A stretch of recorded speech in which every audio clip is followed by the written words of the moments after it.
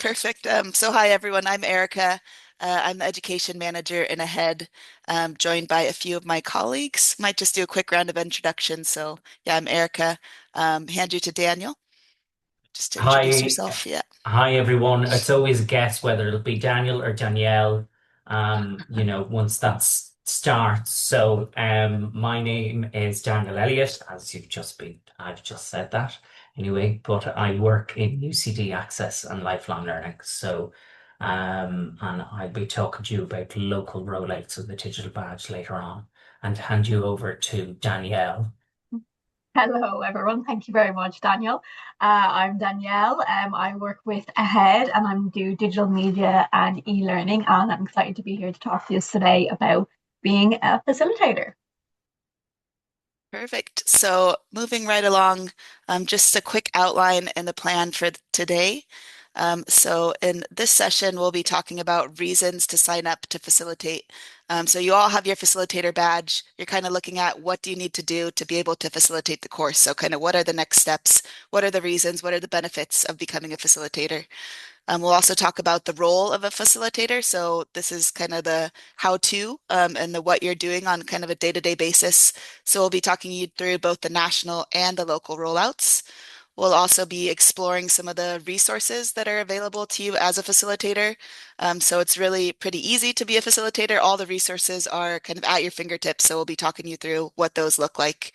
We'll then be talking about some of the planning and first steps. So this is kind of what's involved to get kicked off as a facilitator. So taking what you already know and looking at putting it into action, essentially. Of course, we'll be talking about some of the barriers. So there's some reason that you all haven't facilitated yet. So we'll be talking through some of these barriers and kind of how to overcome them and how to facilitate, even though you have some things holding you back. They can usually be tackled pretty easily. And then finally, we'll wrap up with an expert panel. So we have a few facilitators who have facilitated the badge, I think loads. Some of them have even facilitated kind of up to 10 times. So we'll be looking at some of their advice, talking about some of their barriers and how they overcame them. And you'll be able to ask them questions as well. So that'll be kind of our wrap up. The whole thing will take approximately 90 minutes, give or take. We'll plan on having about a 10-minute break halfway through, and it'll be painless. You'll leave here being able to facilitate the course. And yeah, it'll be kind of open-ended as well. So if at any time you have any questions, feel free to either drop them in the chat or raise your hand and let us know. Also, the session will be recorded. So if you'd like to look back on the session, you'll be able to do that. And yeah, I think that's it. Moving right along, Danielle, thanks. Just looking at our first poll, so we're just wondering what made you want to complete the facilitator badge. I think Daniel will be sending out that poll there. So just seeing kind of what are your interests and what's the reason that you took the facilitator badge in the first place. I think the poll should be coming up.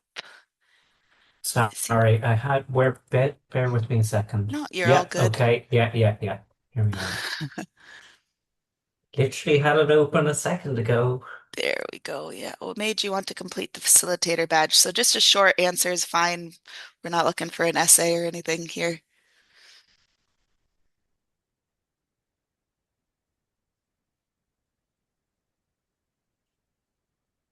And I think you can see the answers there, Daniel. I don't think I can see them, so maybe just chat us through I some. not just yet. I think once I Okay. end the poll, Erica, Okay, then gotcha. those will pop up. So Okay. we've got five. Nobody else wants to give us another answer.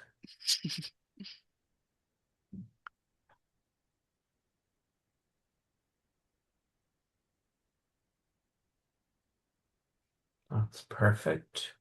7 out of 7. Yep. Okay. So share results. They sharing.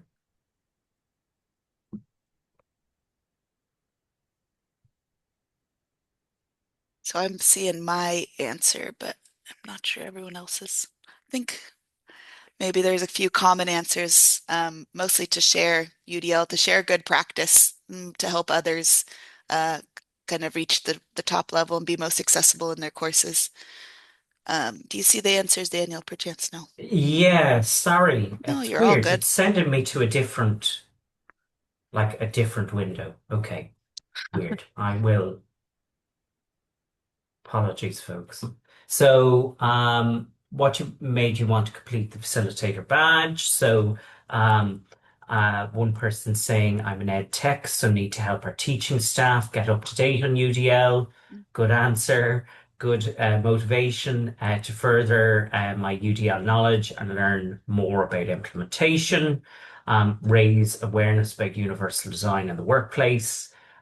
Support the UD badge rollout in the college and promote best practice, to share what I learned as it was so helpful, and then to make students' life easier.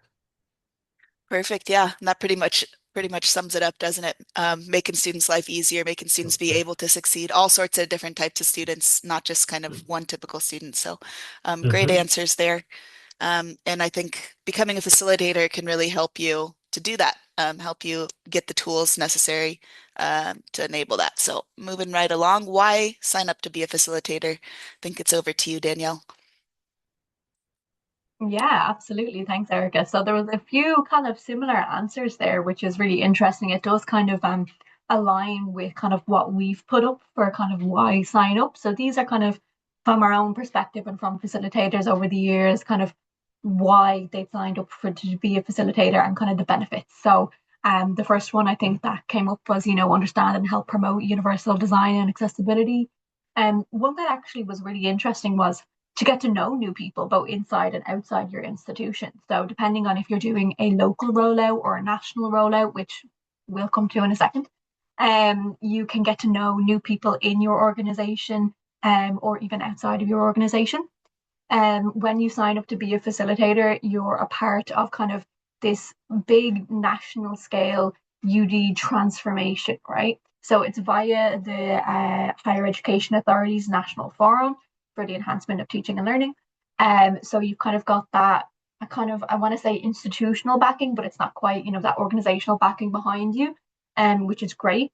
One of them is, learn new ideas, new tips and tricks, and kind of redesigns and get ideas from other people and kind of share that community and that kind of that knowledge, which is great. Um, and then the last one then is kind of to be a leader in UD practices in your institution. So, for your own personal or professional career development as well, it can be good to kind of put yourself forward and kind of do that thing as well. So that's some of the reasons why you might be interested in doing that. Um, so I have a little bit about the national rollout here now. So I do want to just discuss, Daniel mentioned that he's going to be talking a little bit about the local rollout. So I'm going to be talking about the national rollout. So the majority of you here, I think, would have gotten your badges in a national rollout. So what that means is that it is the big rollout that takes place once a year. So you can see, you'll have probably myself and Erica and Daniel and all will be there. It takes place once a year from October to December. As standard, it's open to anyone working in higher or further ed and training, in the Republic of Ireland. And the course materials, you would have logged in through the National Forum's Open Courses platform. So I think from memory, I think all of you have done it through a national rollout, if I'm remembering correctly. Maybe one or two done local. Yeah, I'm getting thumbs up, lovely. And then the peer engagement through the national rollout is through your peer group. So you meet with your peer group and kind of discuss your redesign in that. So that's what the national rollout is. It is the one where kind of you'll see myself and Erica and Daniel and all, you'll see us kind of do the webinars and you'll see our faces come up a lot. So that's that one. It's not, within your own institution. So depending on whether you are facilitating in a national rollout or a local rollout, your role and the role of kind of the institution and others around you may be different. So what we're going to do is we're going to just outline those roles. And we will, I think, send out these slides, I guess, or we'll send out things for you anyway, so you can have a look. So this slide is very busy, so don't worry about, noting it all down now. This is more as like a reference point. So essentially what this slide is kind of aiming to do is set out kind of the different roles and the different tasks within a rollout. So a national rollout versus a local rollout. So the tasks and the kind of split of the work, so to speak, is different in national versus local. So for the national rollout, ourselves at UCD and Ahead are the course coordinators. So up there at the top there, at that top level. So we kind of manage all of the registration and the promotion for the course, and we kind of get people on board. We enroll you in the platform. We do the webinar delivery and we set the schedule, so October to December. And we do all of the platform management of the tech support. And then at the end, we kind of review the submissions and issue the badges. So that's kind of us in the national rollout. We take that kind of high level coordination role. In that national rollout, then there will be lead peer group facilitators. Now, your mileage may vary depending on what institution you're in or what kind of groups kind of you're in. But the lead peer group facilitator, essentially, their role is to kind of organize a welcome session for all the participants assigned to their institution, to arrange or rearrange peer groups and drop-in sessions. So you may have been aware, maybe you might have experienced this during your time doing the badge, that maybe peer groups drop in and out and have to be changed and chopped around a little bit. So that's your lead peer group facilitator.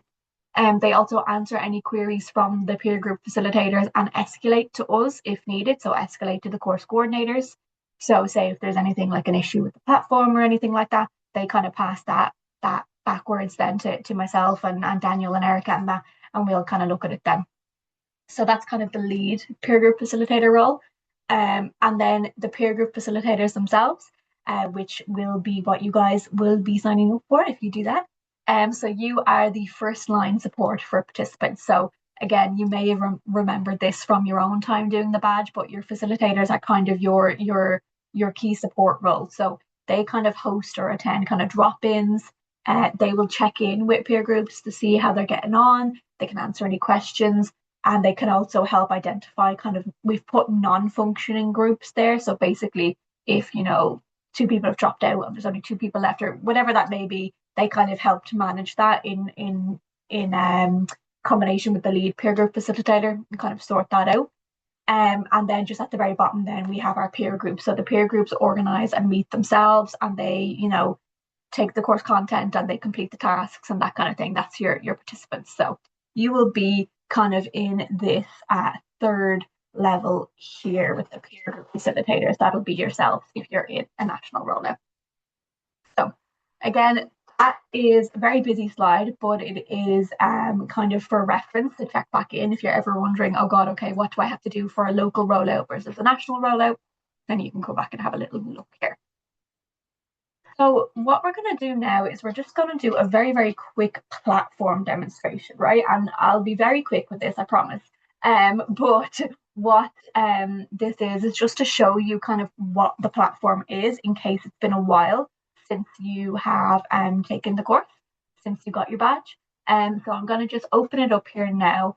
But essentially what this is that when you are doing the national rollout, then you will be on the national forum platform. So you won't be on your own institutional platform, your own institutional Moodle or whatever that may be. You'll be on the national forums one. So I'm going to just share my screen there now again and just show you. There it is. So mine may look a little bit different because I have access to a bunch of the different courses. But essentially this will be what it looks like. So I'll just click on a random one here. So UDL badge 2024 national rollout. So this might look familiar to you all. So it's welcome to the digital badge. When we scroll down, we have all of our kind of information there. And then you have your webinars and you have your online modules then as well. So that's at my.opencourses.ie. Hopefully very familiar to a lot of you anyway who have done this. But we wanted to just check in and let you know that's where kind of things happen if you are part of the national rollout. So I'm going to switch back over really quick and we're going to do a little pause for questions. has anyone got any questions about the national rollout? Or what might help is that if you have any questions in terms of the local versus the national, that might help to check in with Daniel anyway once he's done his bit, and that might be a little bit more clear for you all. But I just wanted to pause and see, are we okay so far? We're going okay. Lovely. Perfect. You're welcome Okay. to use the chat too if anything comes up while we're speaking or Exactly. anything, any way that works for you. We're happy to take questions. Yeah. Okay. Well, in the spirit of time, I will move over to Daniel. Then I think Daniel, if you're coming in Yep. for the local rollout there now. Brilliant. Thanks so much, Danielle. And just to say, if any of you are interested in being a facilitator on the national rollout, we will be sending out the sign up form for that probably I mean, I'm going to say in the next week or two. Yeah, So we can soon. follow up with all of you with that if you would like to. Yeah, there is a question there in the chat. Mhm. Daniel just says, do we need to check if there are other peer facilitators in our university, or does that matter at all? It's a good question. In uh yes, it's I suppose just to answer your question with a question, which I know is never good practice, Vanessa. But are you thinking about that in terms of facilitating a national rollout?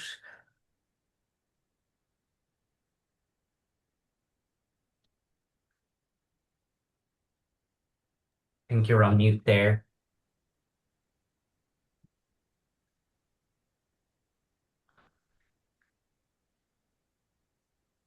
I think it's basically if you're in the national rollout, we'll kind of do that, right? But if it's local, then yeah, you might have to kind of figure that out. We'll come back to you. Okay, perfect. Yeah, that's no I'm problem. so sorry. I couldn't find the thing. I'm so sorry. Daniel, could you give me the question again, please?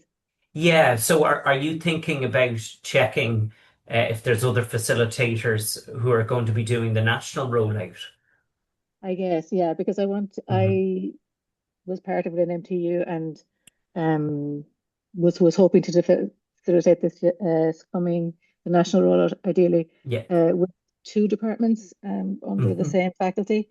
Yeah. So I was just wondering, do I need to kind of check if there are others, or does that like it I'm probably just making up problems that aren't No, that aren't there. I think it's always no, I think it's just worth asking. And I know we've have about 4 or 5 facilitators in MTU who would be quite active, Vanessa, who would usually facilitate the national rollout. No, I'm not going to commit them and say they'll do it No, no, this I know, yeah. October. But we can share their names with you. That isn't an issue. And we would usually like if you were facilitating a national rollout, then you'd all be aware and you can link Mhm. in with each other, and there'd probably be a lead facilitator from your institution. Okay, perfect. Thanks so much. Sorry for Lovely. the No, not bit at late. all. Okay, so in terms of a local rollout, and I probably just to say, I think from the get-go, full disclosure, the national rollout is that bit easier if you've never facilitated before, okay? Um, there is much more involved in a local rollout, and it is going to take up more of your time. That isn't to say that you shouldn't do it, but I would probably advise if you are new to facilitation, do the national rollout if you can, get a sense of what it's like from a facilitation point of view. Understand, you'll get a feel for how your peer groups operate, what participants are like, the type of questions you're likely to get. And so that does make it that bit easier if you cut your teeth on the national rollout before doing a local one. So that's what I would say. And absolutely, then, if you are doing a local rollout, do it with other facilitators if you can in your institution. So again, this is where your question would apply as well, Vanessa. Um, and equally, the thing you need is just some other allies and support people, your kind of key stakeholders, um, that will just make that more easier to facilitate locally. Okay.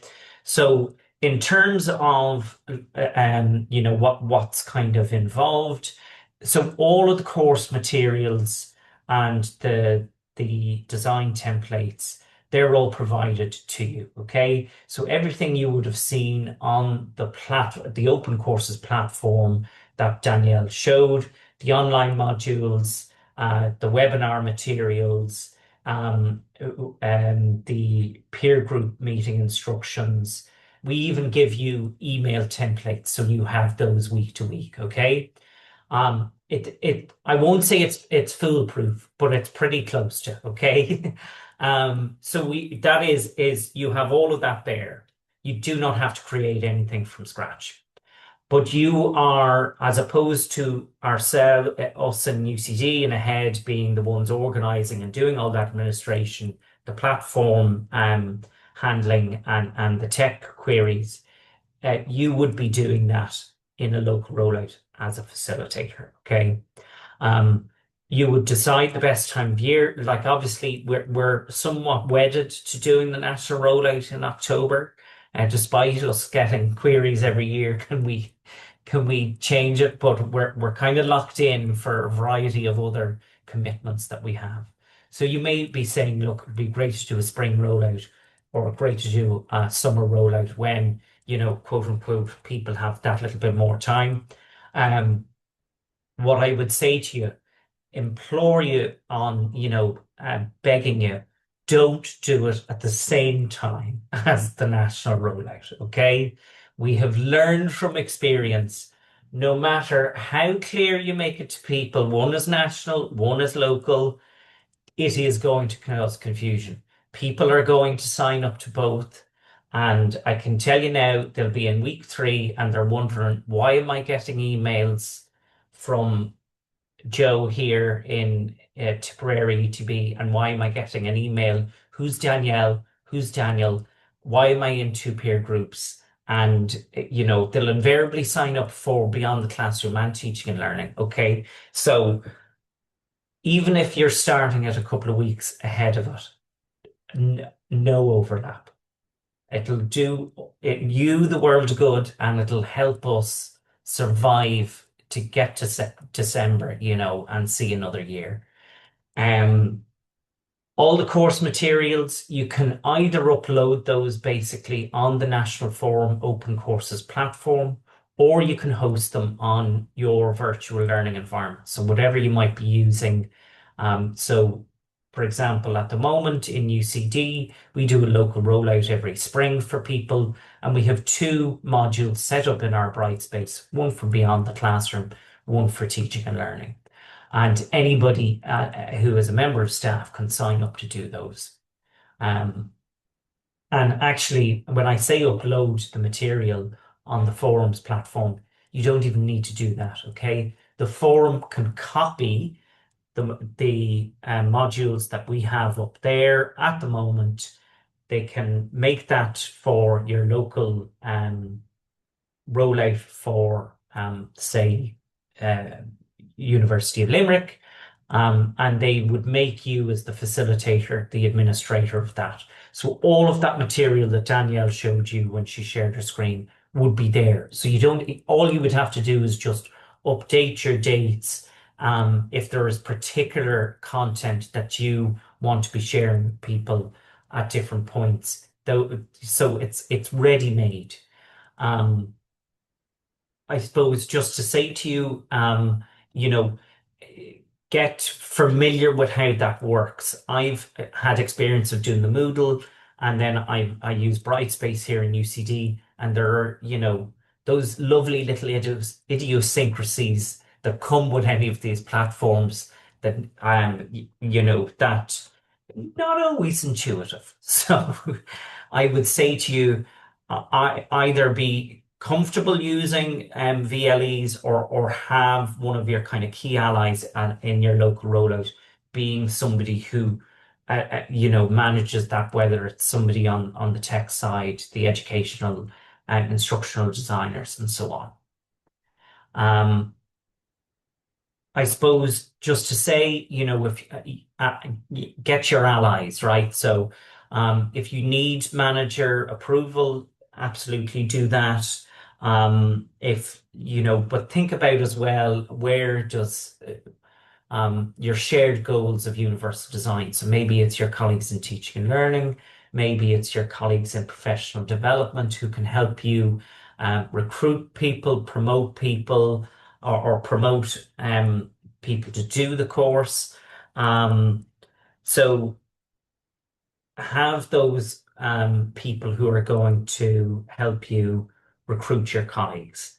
I would say to you probably avoid mandating the training. We've definitely, I think, seen that with some of the national rollouts when people have been told to do the training and they have to do the training.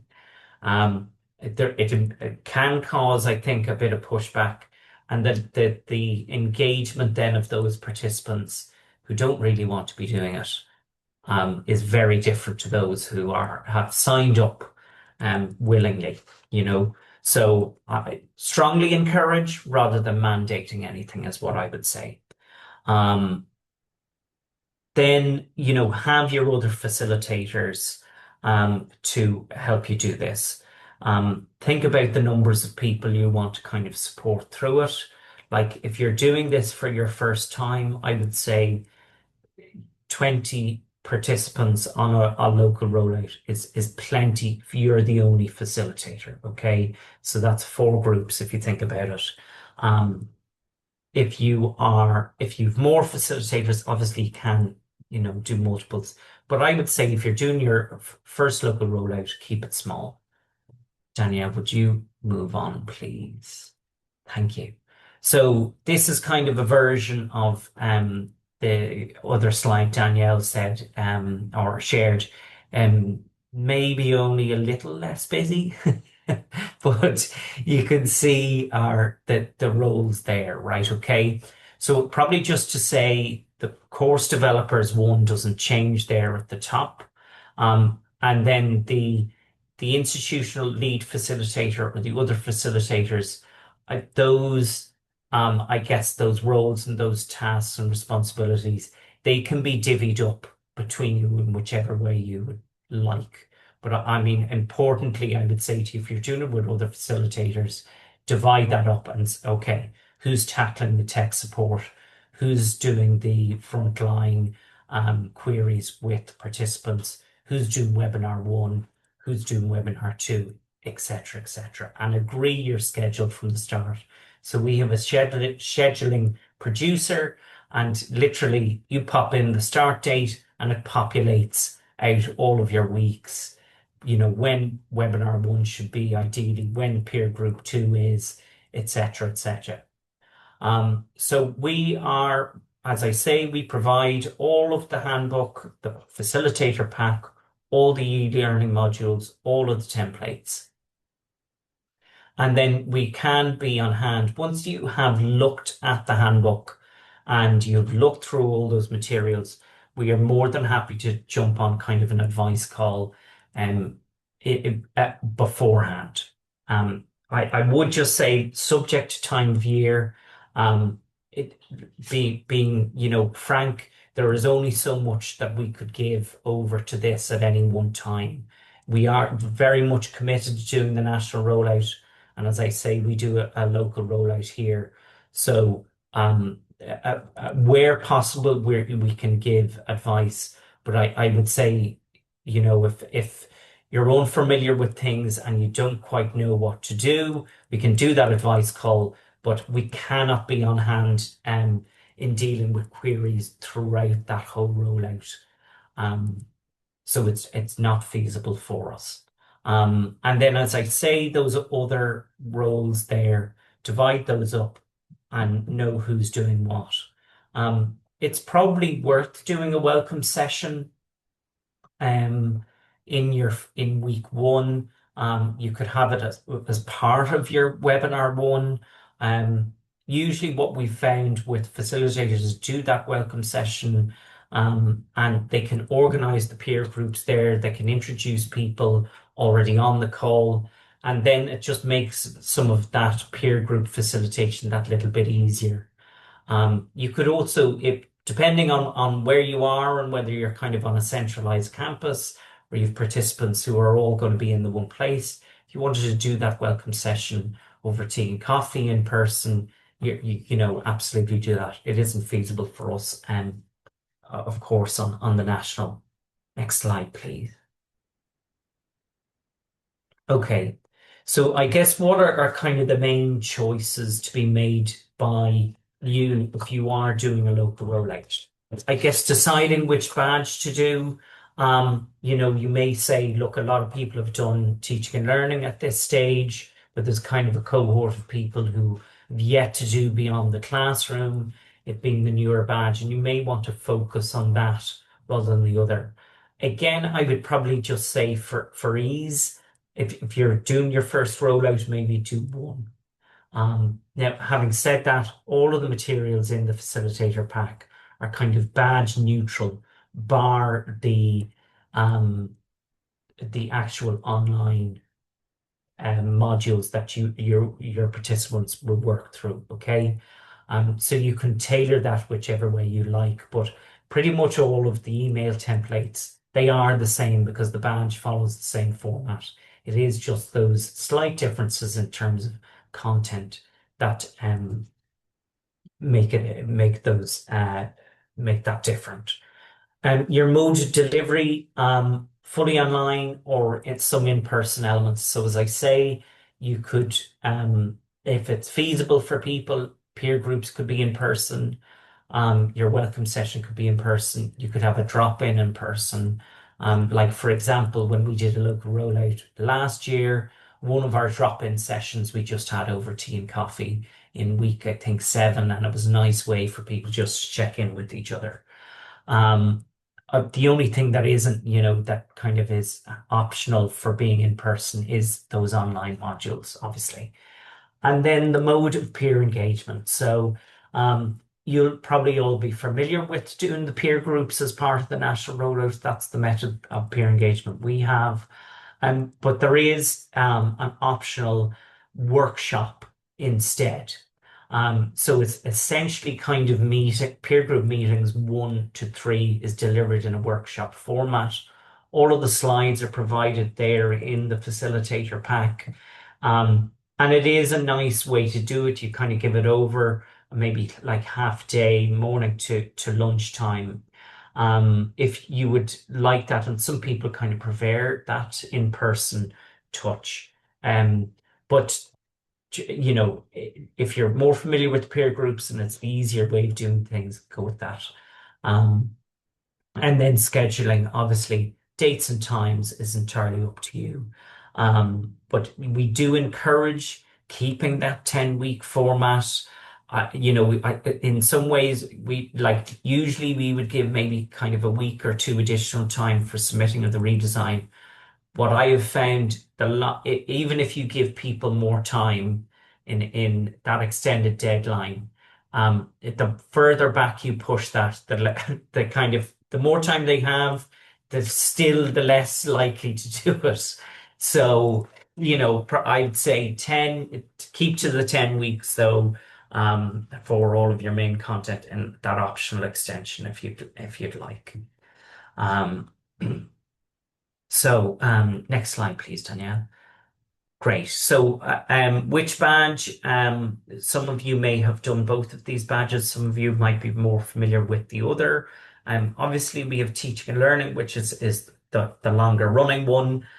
It is very much focused for those people who are engaging with learners in that classroom setting. Now, I mean, when we say classroom setting, that can be anywhere and everywhere. It doesn't have to be conventional. It can be online. But I suppose it is for those people who are very much within that teaching realm. And they have the opportunity to critically reflect on their teaching and learning and assessment methods, and then redesign one of those elements for their redesign activity. Then beyond the classroom, I guess, is for those colleagues who are not directly teaching learners, but they may be supporting students in a variety of different capacities, or they could even be designing, I guess, some of the systems, the processes, whether that is your IT teams or your people in the program office, the college office, your finance teams, who may not be having one-to-one student engagement, but are obviously designing systems and processes that other people will be engaging with and students will be engaging with. And then they can redesign one element of their practice there. So, and kind of the main differences between the teaching and learning badge. Now, I would say, like, we have had plenty of people who, I guess, are more in that student support role who've done teaching and learning. I guess it's just to kind of think about some of the nuances and the content in terms of what badge people would like to do. Okay, great. Next slide, Danielle.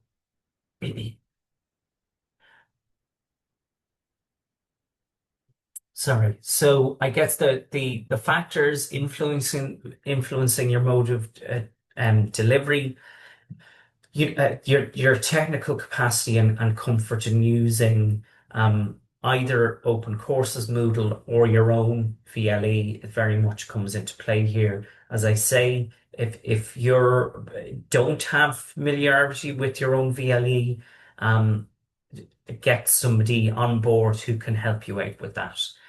It is relatively straightforward uploading the SCORM files for the 5 online modules, but it's always worth having that person who's more familiar with it and keeping an eye on things. Your institution's infrastructure. Sometimes it's not that all easy getting a module on the VLE for whatever reason in terms of permissions. So look, if it's easier having it on Open Courses Moodle platform, the forum are more than happy than copying it across and having it there, putting you as the administrator. Um, it, things, you're the type of institution you work in. I know a lot of people are spread over multiple different campuses, and that has an impact in terms of the delivery. And as I say, the only non-negotiable, by and large, is the online modules that are so. But most other things, there is flexibility in terms of how you deliver the rollout. Okay, next slide.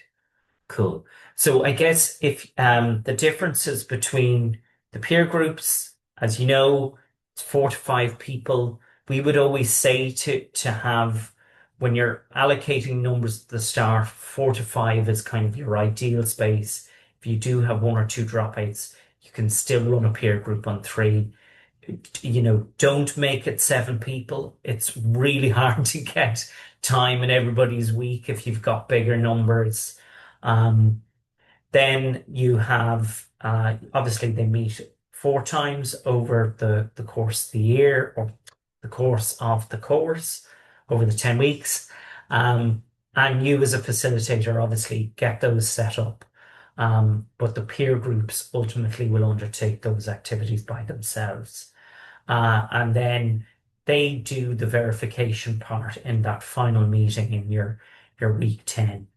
The workshop then is a one-off, about 3 hours, 3.5 hours, usually in week 4 or 5 of the badge, that kind of point before participants do their redesign.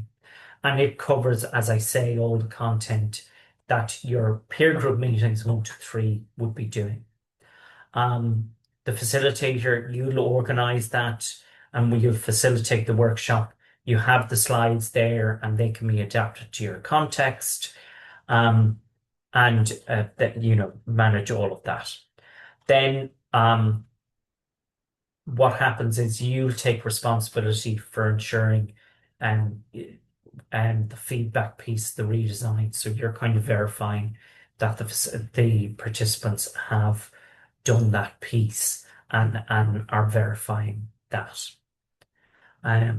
Okay, next slide. Cool. So Other key tasks for yourselves, if you were doing a local rollout, setting the course schedule, and think about that well in advance. If you're saying I'd like to do a spring rollout this time next year, it's never too early to begin identifying who your key stakeholders are. When's the best time of year to do this? Being conscious of your assessment deadlines. When are people's crunch times? Um, you will be doing a lot of the recruiting of participants, facilitators, but we will also have, I think we've some comms we can give you in terms of some templates. Obviously, you do all the course administration and communications, the hosting of the webinars and the workshops, and then reviewing the redesigns is one of the big things that you would do in a local rollout that you don't do at a national rollout. Um, but you will then, once you've verified everybody's redesigns, you're then emailing the forum with the list of participants who've completed, and they will issue the badge through the Open Badge Factory platform. Okay. Right. No judgment here, but has anybody read the Facilitator's Handbook yet? Thumbs up from Vanessa. Excellent. We have a poll if people feel safer doing that. Thumbs up there from Jonathan. Great. I have the poll there, but another thumbs up from Neve. Great. So I will do a quick overview of that. Just familiarize with people.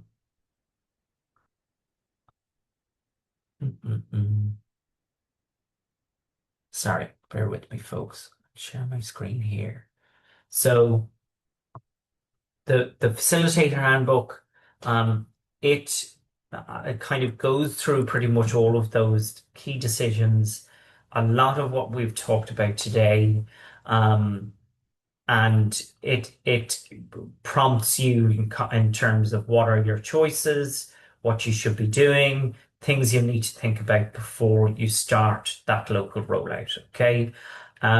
We'd appreciate any feedback on this. If there are things you're saying that's not terribly intuitive, or I still don't know how to do something, please do let us know, because we want this to be a relatively foolproof resource, okay? But that it covers all of the main decisions that you need to make, and dealing with participants for the local rollout. Sorry, is that just playing on my screen? Okay. It is. Okay, Yeah, we perfect. can see it. Yeah, all good. Okay. That is grand. And then just to give you a quick look at the facilitator pack. So we have a handbook there. So read that absolutely first before you start going into these other 4 folders, is what I would say. You have your online modules and the course information all there. So they're in the SCORM files, and they are in Articulate files as well. Then the peer engagement, so all of the instructions if you're going to be doing peer group meetings, all of the instructions if you're going to be doing your workshop, the webinar slides, all of the emails done out by week, and some other ones there in terms of dealing with disengaged participants, and then the what needs to happen in terms of the workbook and the redesign activity, the verification forms, and your evaluation forms. So if you have a look at these over the next couple of weeks and you're saying this could be improved, please do let us know, because we do want this to be a resource for and people to be able to use and intuitively use. So I think that's me, Danielle. Yeah, so I think we're going to have a quick break, I believe. We've got one Hmm. more slide here, but I think we've covered it. Then we're going to have a Hmm. quick break before we get into our panel of Hmm. fantastic facilitators. Yes.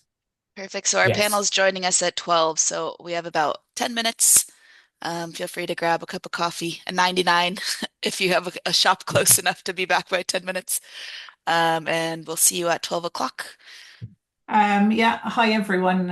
My name is Lena Farland. I facilitate the badge in Cork ATB, and I'm also the Universal Design Lead as well for Cork ATB. So we both do both the national and the local rollouts in the ETB. Perfect. Thanks so much, Helena. And I think, as I mentioned, I think we know Daniel for the most part. But do you want to just give a quick one and kind of your role in the badge, Daniel? Yeah. So I suppose in UCD Access and Lifelong Learning, my role is very much on the universal design side as well. So we would have a faculty and a partnership or a professional staff partnership program that would work with us. So are kind of like our sneaky digital badge recruiters. I don't always like the word ambassador, but they are the people who are embedding universal design in their practices, and then the idea is that they will kind of pay that forward and understand, I guess, the discipline context, the context of what it's like working in different parts of the university, and be able to kind of say to people, well, look, I've dealt with that problem before, have you thought about the digital badge? It opened my eyes up, in a whole relative different ways, which is far more effective, I think, when you're trying to recruit people to do it than, oh, look, I could be outside all day in a hot air balloon and it still wouldn't make people do the digital badge quite as effectively as hearing it from their colleagues who know the challenges, know the Yeah. students, and they're anyway. Yeah, And I definitely. see. No, that's kind of what it's all about, really, is, sharing that best practice and understanding that Hmm. these obstacles have been tackled before. So, thanks so Hmm. much, Daniel. And I see Suzanne is here as well. So hi, Suzanne. Hi guys, sorry I got delayed coming in. My laptop decided to update Zoom at the last minute, which Oh, was no, very handy. it happens to all of Um, us. I thought you might I have been know getting a how 99, Suzanne. very good. Um, yeah, so good to be here. Nice to be able to join you. Yeah, we're just doing a quick round of introductions. If you can talk about maybe your institution and your role in the badge. Sure. So I'm working with University of Limerick within the Centre for Transformative Learning, and my role is UDL lead. I see Helena there, so kind of a similar role there to Helena. And I suppose, in terms of the badge at UL, while people have been great at participating in the national rollout, the local rollout has really kind of worked well for us just in terms of timing. It's literally just semester two seems to be a better option.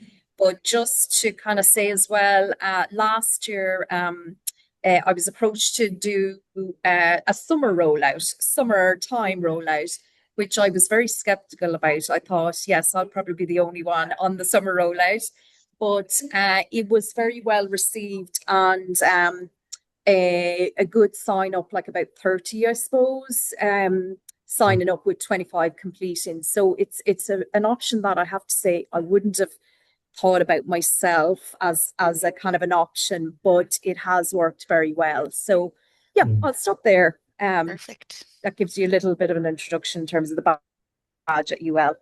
Yeah, perfect. So we might just kind of look at this things kind of chronologically. So maybe just getting started. Just wondering, a lot of the people here haven't started facilitating the badge yet. So kind of what made you want to start and how did you take those initial steps to facilitating the badge? We might start with you, Helena. Yeah, I think mine was kind of a natural kind of following on from when I did the badge way back in the dinosaur age, as known early at this stage. But yeah, then kind of it was, I kind of naturally evolved into facilitating. And I suppose I kind of had left it go for a while, and then I picked it up again in the last while with my two colleagues, Carol Neenan, who's the Active Inclusion Officer here in Cork ETB, and Denise, who's in the PLD department. And that's been great because we all did the badge together. And now we actually all facilitate it together.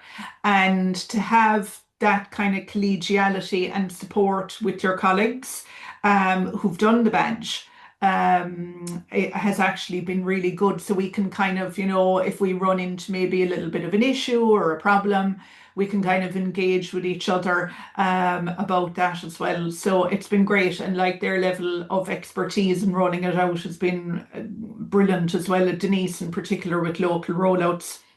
So I don't think there's been any issue she hasn't come across before that we kind of, haven't been able to resolve. Not that, by the way, can I say we've lots of issues? We don't. I just want to say that.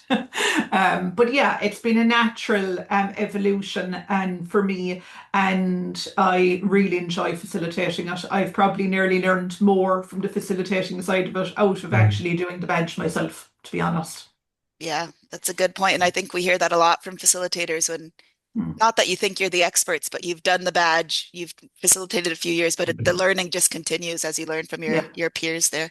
absolutely. Just wondering, you, Daniel, you might have had a kind of different lead up to facilitating the badge, but what's that been like for you? Um, yeah, I'm not going to say it's part of my role, and therefore, But I suppose when I'm thinking about the local rollouts, Erica, very much, I suppose, Suzanne, as you said, that doing it in the spring, giving options for people to Mhm. engage with it.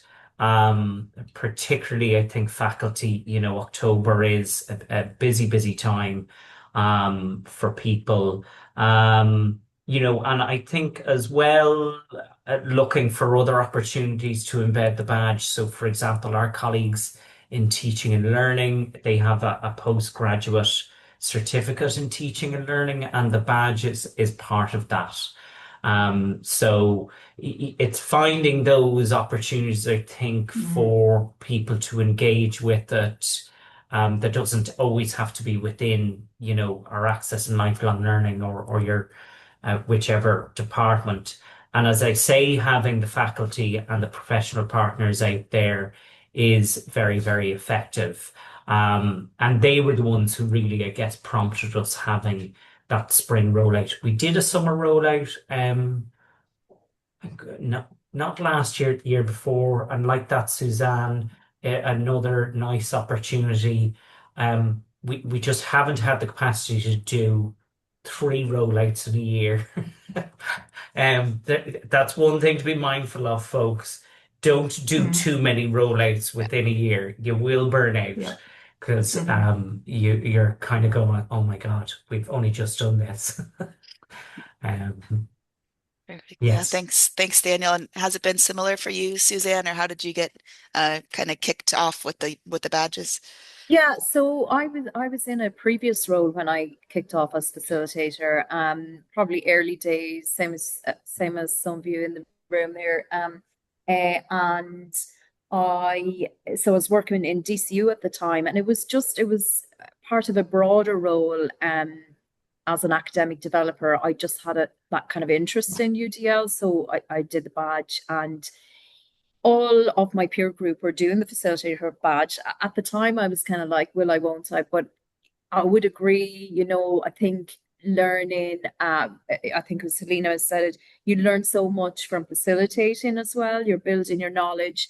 And then I suppose that kind of led to me applying for my current role because I just felt UDL was the direction that I really wanted to kind of go with in a specific way in terms of academic development. So loved it. Still in touch with my peer group, even though we're scattered across away from DCU now, and still reach out to them for advice. But just to say, yeah, like Helena, my peer group, we were scattered and not all of us are Mhm. facilitating, but the facilitators that at UL that kind of help support the rollout. I don't do it on my own, which, would be really difficult. It's just fantastic to have other people Mm. to bounce ideas off because, as you say, you don't really get that many issues Mm. when you're facilitating, but there are occasions where, usually something to do with a bit of concern about one member of the group maybe not communicating as well as you might Yeah. expect. So, but there, it's really nice to be able to go for a coffee and go, okay, we've got this issue. How would you handle it, rather than being solo on your own in an organization? And definitely, I've reached out. Lisa in UCD has been a great support for those tricky questions in the early days. So it's nice to reach out to others. And I think people who facilitated and working in this area in different institutions are really generous with their time and Mhm. advice. Yeah. So you always have somebody to reach out to. Yeah, Yeah. and I definitely kind of second that. No matter what kind of issue you face, someone's probably faced it before. I mean, we have over 5,000 badge graduates, so we've seen all Yeah, sorts, and there's usually Mhm. a easy solution to them. there is. So And yeah, just to say, Erica, your own support as well has been great, Yeah. and Daniel, anytime I've emailed you, you're back very quickly. So much Mhm. appreciate that support as well. yeah, Yeah. And there's a I would second that. yeah, Yeah. dedicated email just for these types of queries. So that helps us get through them as well. And then you kind of mentioned, Suzanne, and I know you mentioned earlier, Daniel, that the engagement can sometimes be one of the trickiest parts of facilitating the badge engagement with peers and with peer groups. So I'm just wondering what strategies you've used to keep that engagement going and to keep, the peer groups lasting and thriving throughout the whole badge session. Mhm. What are some strategies that you think might be good for our new facilitators? Maybe, yeah, we can start with you, Helena, again.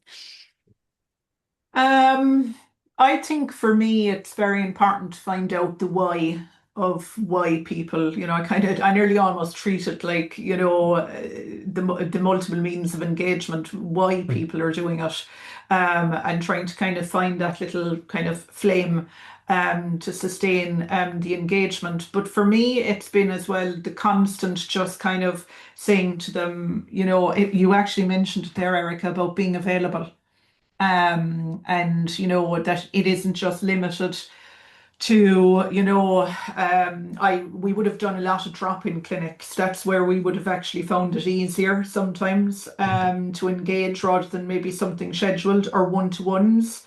I would, no, not that my whole time would be taken up with them, but could be just literally 5 minutes, and it just really, just talk it out. And that has really sustained then the engagement, rather than kind of people falling off and saying, oh God, I can't email her. As you said, just a very quick email, answer a question. That's what I have found that has, kept the engagement levels, once people know that there's that level of support. Yeah. Yeah, perfect. And I think kind of the whole concept of the peer group in general is to build that Mm, engagement. Once you see you have all these partners that are coming every week, the idea anyways is that it makes you want to show up as well, kind of for your peer yeah. group, but also for yourself. Daniel, do you have any kind of quick strategies or tips that work with engagement? Yeah, I suppose like Helena, I suppose you kind of have that template there for dealing with a disengaged participant in the folder. But and sometimes you can kind of go to yourself, somebody emails and they say, look, I just don't have the time, or I'm up against it for whatever reason. I would always say, even though sometimes you might be under a time pressure yourself, you're kind of going, oh, whatever is easiest. But actually, just crafting a little email, providing a Mm, little bit of reassurance and saying, totally hear you. Um, just to let you know, it is a light touch. It's +1. This is flexible. I know it seems like a lot right here and right now, but it is very Yeah. manageable. yeah. And Yeah. look, then if they say, I hear you, but I want out, then look, there's nothing more you can do. And as Helena says, Mm, trying to just even do that one-to-one meeting, or Suzanne, as you mm, say, meeting them in person. Um, And if you are doing a local rollout, it does help to just sometimes have those opportunities for people to meet in person, whether that is a drop in, whether it is the welcome session, or suggesting to your peer groups to do that. But I would probably Mhm. use that welcome session, and I know some of our other facilitators have done that to organize your peer groups. So, Mhm. and that kind of sustains them. They've had that opportunity to meet each other um, at that point, and they're more likely then, because they know they've put faces to the other people's names, they're more likely to stay with it. Yeah, Mhm. definitely. Yeah, and I see Vanessa has put in the chat there that the why is a great approach in this area. I know you Mhm. mentioned that, Helena. So she's just wondering, does it help with highlighting relevance to the participants' implementation after the training? Maybe you can touch Mhm. on that a bit, Suzanne. Yeah, definitely, Vanessa. Sometimes, I suppose, yeah, agree with Lena and Daniel on the strategies, having some sort of face-to-face interaction. You see, I suppose some people are great at interacting online. Others really like that kind of more personal, face-to-face interaction. So I would definitely suggest it's not practical always to have all of your webinars or stroke workshops or your welcome session. But what I've done is I've offered them in hybrid mode. Now I know hybrid mode can be challenging, but definitely it offers that option for those who like to be face to face. And then the highlighting the relevance to participants. The way I approach that is in the welcome and introductory session. I would emphasize UDL as a toolkit to support problems or challenges that people are experiencing anyway in their work life. Mm, So, again, focusing on the relevance after the training or while the training is taking part, this, it's not just about kind of doing the badge for the sake of it, it's applying it, and it may offer you a solution to something that you're mm, experiencing already. And one of the examples I would say is that challenge that a lot of people in higher education who teach in large cohorts are experiencing at the moment, that drop off in attendance in terms of those kind of sessions. So there are opportunities there that are explored in through UDL, through the lens of UDL. So yes, absolutely, Vanessa, that does work. Now, what I would say is that the gentle email from the peer group facilitator works a dream as well, because sometimes if you reach out and just say, look, this is flexible, if you feel that you're not going to finish on the 30th of April, for example, somebody might think, oh, May is actually really good for me to wrap this up. So the lack of engagement might just be down to panic mm. and putting your Mhm. head in the sand. That sounds very dramatic, doesn't it? But you know what I mean? People are just going, oh, God, one more thing I can't do. So that quick email does work very well as well. That's Yeah, brilliant. definitely. Yeah, Thank you so much. Sorry, Erica. No, Just you're all good. yeah, that's great. Thank you. Yeah, just kind of and maintaining that contact, I think, is a huge point Mhm. there. What were you going to say, Daniel? Sorry. Yeah, no, just to agree with Suzanne, I think in terms of when you're selling this to people, um, and doing the digital badge, absolutely, as you say, Suzanne, it's not just for the sake of doing Yeah. the badge and getting that piece of professional development.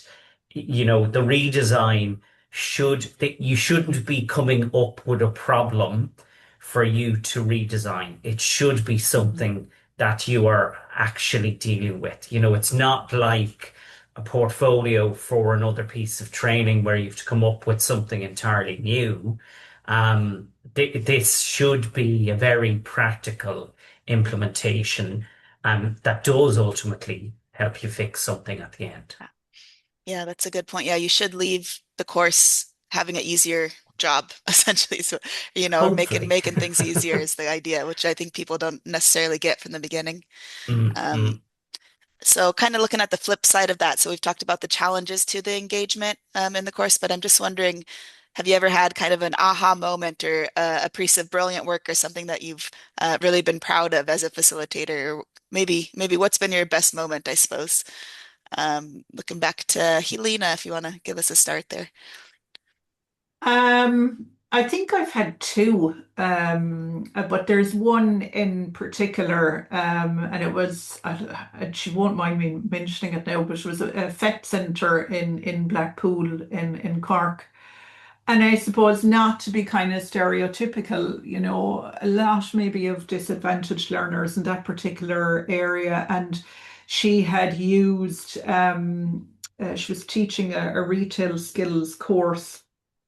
And she really went above and beyond. And like, I know we kind of talk about these learners where you kind of sometimes they really go gung ho, at this. And I nearly almost had to rein her back as well, but kind of, But I was just so impressed with how she changed this physical space to actually come up with a kind of a solution to a problem, and not in any major way that did cost. It was only by the fact that she sat down and took time to reflect on what she needed. And that's the great thing with the badge. I think it offers people great space to reflect. Maybe for a solution to a problem. But that for me, it was amazing. And I think it was really at that, I've always referenced her and what she's done in a lot of my work and what I've learned from her. And it has had a ripple effect. And that was a lovely kind of aha moment, was to be able to do that and have that ripple effect. So yeah, I definitely have had that one. Yeah. Yeah. And that ripple effect is huge. You're probably only seeing Mm. part of that too. I mean, what we get fed Mm. back as facilitators isn't the whole story. So the ripple effect probably Mm. goes even further. Do you have any kind of moments that come to mind, Daniel, that you feel like were worth it? Yeah, I actually was a colleague last year on one of our local rollouts.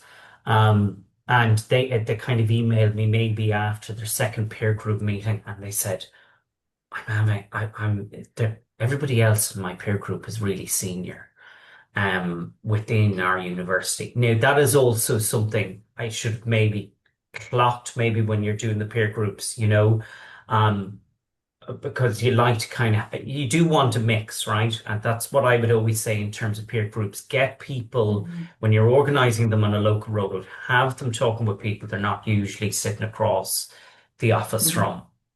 Um, but this person did say to me, like, "Oh, am I in the right course, right?" Because everybody's way more experienced than I am. And I said, "No, it is completely entry, at whatever level you're at in terms of your career." Um, and I said, I can guarantee you, even though these people are senior and more experienced in certain areas, they have probably the same amount of knowledge about universal design as you do. Um, so please don't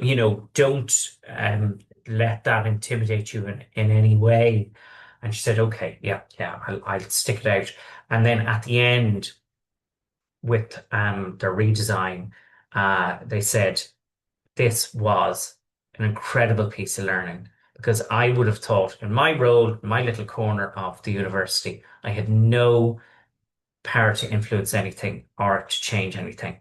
And this just made me think completely differently about what we have capacity to change. And they also found it really empowering talking with some of these more senior people in different parts of the university. So, and they said, if you can get everybody to do this digital badge, it would be amazing because it's so transformative. Um, yes, so that would be my example. Perfect. Thanks. I've had a camera issue, but I'm still here. Not sure what happened. Said Okay. cannot start camera. Anyways, might just go on to you, Suzanne. Have you had any kind of brilliant moments that come to mind as a facilitator? Yeah, I mean, not reflecting my own role as facilitator, but more the kind of the engagement of participants. Certainly, what I find amazing is when we have it's only in year three this year, but we kind of started a badge celebration event, to kind of mark those who have completed the badge, whether it's at national level or local level throughout the year in, kind of the summertime. June now is our next one coming up. And the first kind of event was a very quick kind of, a few people shared their work. But last year there was an aha moment where we encouraged people to submit posters, because not everyone likes doing a live presentation. And definitely the expansion of the amount of work being shared was an aha moment, because people were allowed to pre-record if they wanted, or share in a poster, and that gathering together, it was just, the atmosphere in the room was lovely. The conversation, the emails that I got afterwards saying, that was just the highlight of my semester. That sounds very dramatic, but it was a really nice kind of moment, I have to say. And then similar to what Daniel mentioned about that idea of mixing up groups and learning from each other across the different kind of levels in the university, or levels of experience. So we have a number of student interns completing the badge over the last couple of years. And again, they were quite nervous. I didn't want to put them all in a group with just interns together. But initially, there would have been reservation about, oh, I'm in with a kind of a professor from X, Y, or Z level. But the growth and the kind of conversations and the learning from student to staff member and vice versa was definitely an aha moment for me, because you can see that the badge, while it's focusing on universal design for learning and upskilling around that particular aspect of teaching, learning, and beyond the classroom, there is something else happening there. You're building connections and learning about each other, and creating a sense of, I suppose, rapport and belonging for staff, as well as the badge. I think that was really good. Yeah, definitely. So there are a lot of upsides, more than the downsides, essentially. That's what we're hearing. So just in the light of time, we might do a final kind of wrap-up question. So if you can maybe just in one sentence give us a piece of advice you might have for anyone starting to facilitate the badge. So maybe just the key tips or tricks that you think would help them. Also, just want to let people know that we're open to having questions from the audience. So if you do have a question, feel free to jot it in the chat there. But meanwhile, that might kind of be our wrap-up question. So just maybe in one sentence, any advice that you have for new badge facilitators. Helena, you look like you're ready. Well, I've only, can I say two sentences? Yeah, sure, you can. No, I would say enjoy it. Absolutely enjoy it. You will learn loads. You will learn more on the journey than what you will actually doing the badge yourself. And also, do not be afraid to reach out for support, because I go back to what Suzanne has said, and I will second it. Ye have been absolutely amazing with the resources and the support for facilitators. It makes it seamless, is all I will say. So just don't be afraid to reach out for support. Yeah. Well, similarly, we couldn't do it without the facilitators, so it kind of goes both ways. Daniel, do you have any piece of advice for new facilitators? Gosh, I mean, I probably just a reason why to do it, maybe. I mean, do it, absolutely. That's my first piece of advice. But it is going to give you opportunities, I think, that those skills of facilitation and organization that are definitely, if people are looking for those opportunities they don't have within their particular role, does allow you to get a much more expansive skill set, and opportunities to engage with more colleagues in a way that you probably won't, that we don't always get in our current roles. Yeah, definitely. And last up, just you, Suzanne, do you have a bit of advice for new facilitators? Yeah, I think, we're delivering something about UDL. So I think it's important to model UDL. Yeah. And I don't know about others, but when we do the local rollout, we do adapt the excellent national level course and the fantastic resources. But I made a decision to kind of tweak it for the UL context. So there is a little bit of adaptation, but I do have to remind myself sometimes that, you know, I'm doing something and I'm actually not modeling UDL. So just remember that it's Yeah. important to see UDL in the course that you're delivering. And I'll give you the example of communication. You make an assumption that, you know, I would follow your own pattern at the national level, the weekly email, and you know, drop-in sessions, etc. But not everybody. I thought I was being super clear. Everything was really nicely laid out, tasks for the week, etc. But not everybody will absorb all that information in one email. So just think of your own course design and your delivery, and what you can do to offer other options. So really, it was as simple as what I did was I recorded a video, just kind of working my way through the Brightspace is what we use, so as our virtual learning environment. But some people need that extra clarity, you know, just to see it on screen. And I know that there's introductory resources there, but it's amazing. People just need it at the point that they need it, you know, on a weekly basis. Not, you know, they do tend to forget the welcome session despite having done it. So that would be one thing I just would highlight. And I'm just going to answer Jonathan's question rather Yeah, than type. thanks.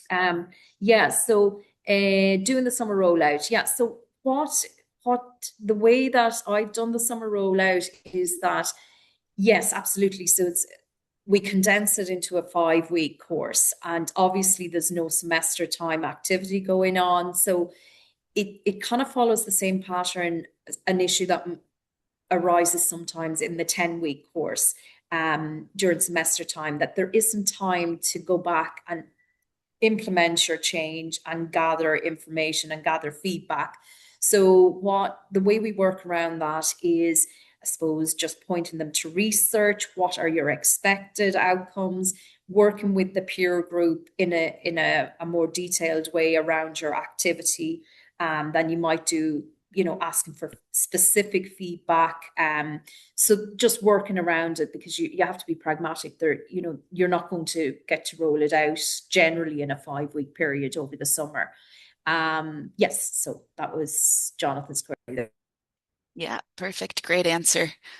So I think that wraps us up just in the light of time. Huge thank you to our panel for taking time out of their busy days to help here. Huge thank you to Daniel as well for stepping in on the panel impromptu.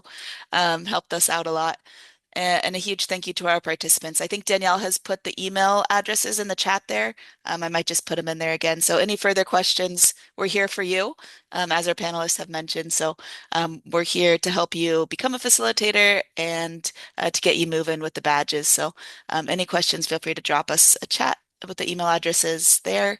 And thank you to everyone involved today. Thanks. And we'll be in touch in the future. Great. Thanks. Thank you so Thanks, much. everyone.